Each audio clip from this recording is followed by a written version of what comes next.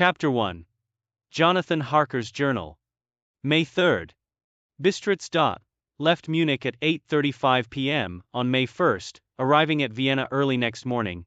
Should have arrived at 6:46, but train was an hour late. Budapest seems a wonderful place, from the glimpse which I got of it from the train and the little I could walk through the streets. I feared to go very far from the station, as we had arrived late and would start as near the correct time as possible. The impression I had was that we were leaving the west and entering the east. The most western of splendid bridges over the Danube, which is here of noble width and depth, took us among the traditions of Turkish rule. We left in pretty good time, and came after nightfall to Klausenburg.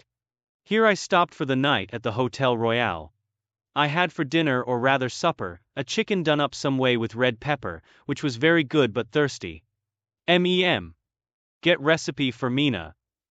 I asked the waiter and he said it was called paprika Händel, and that as it was a national dish I should be able to get it anywhere along the Carpathians. I found my smattering of German very useful here.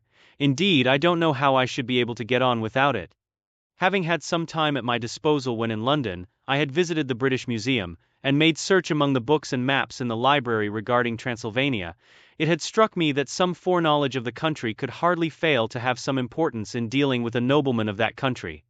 I find that the district he named is in the extreme east of the country, just on the borders of 3 states, Transylvania, Moldavia and Bukovina, in the midst of the Carpathian Mountains, one of the wildest and least known portions of Europe.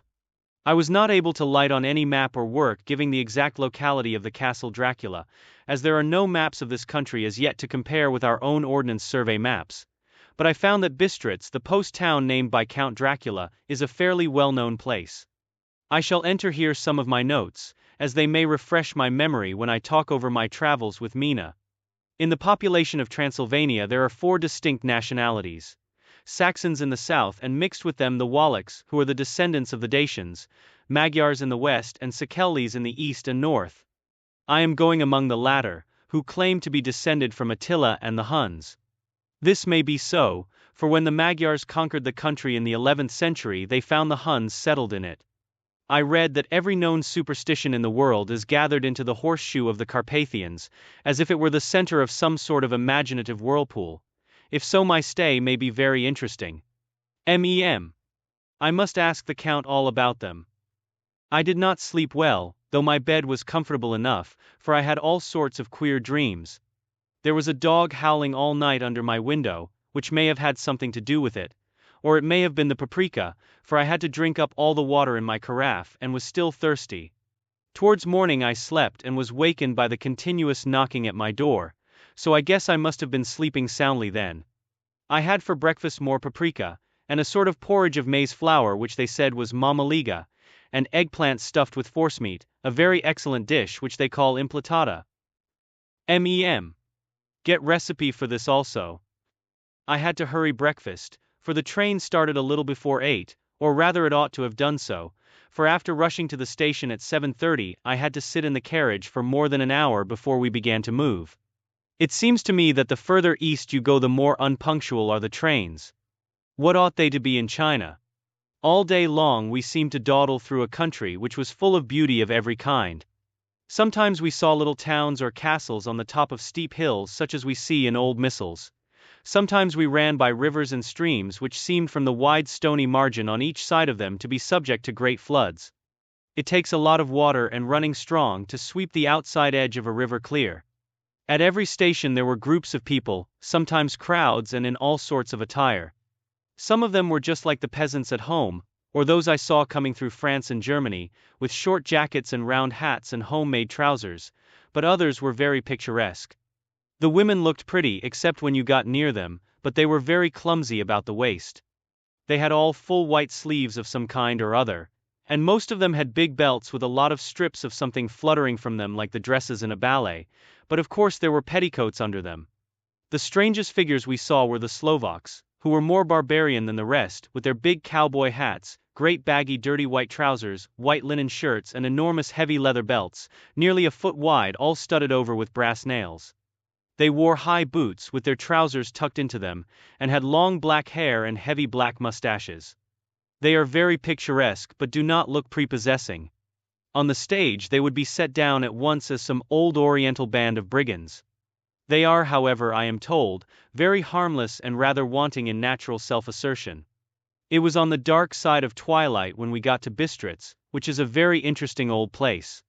Being practically on the frontier, for the Borgo Pass leads from it into Bukovina, it has had a very stormy existence and it certainly shows marks of it. 50 years ago a series of great fires took place, which made terrible havoc on 5 separate occasions.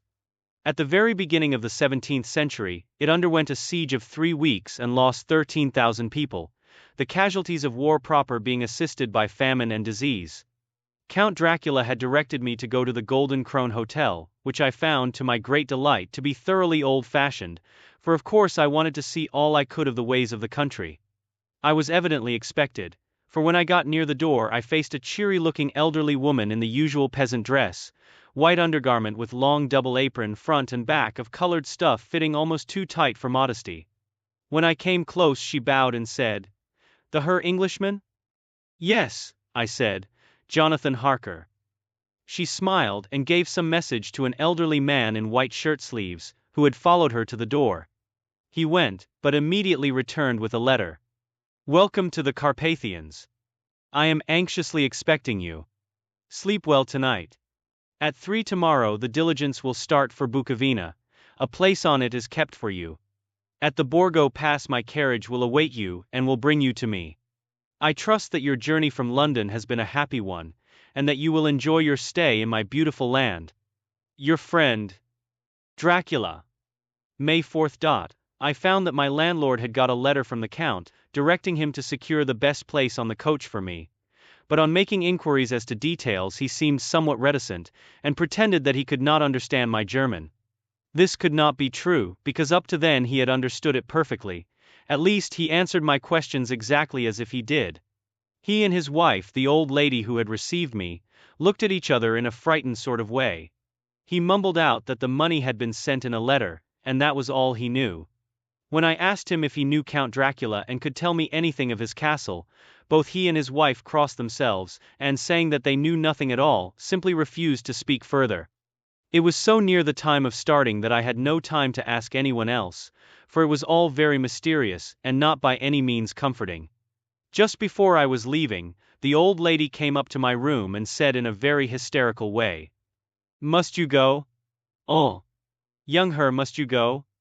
She was in such an excited state that she seemed to have lost her grip of what German she knew, and mixed it all up with some other language which I did not know at all. I was just able to follow her by asking many questions. When I told her that I must go at once, and that I was engaged on important business, she asked again, "Do you know what day it is?" I answered that it was the 4th of May. She shook her head as she said again, "Oh yes. I know that. But do you know what day it is?" On my saying that I did not understand, she went on, "It is the eve of St. George's Day. Do you not know that tonight,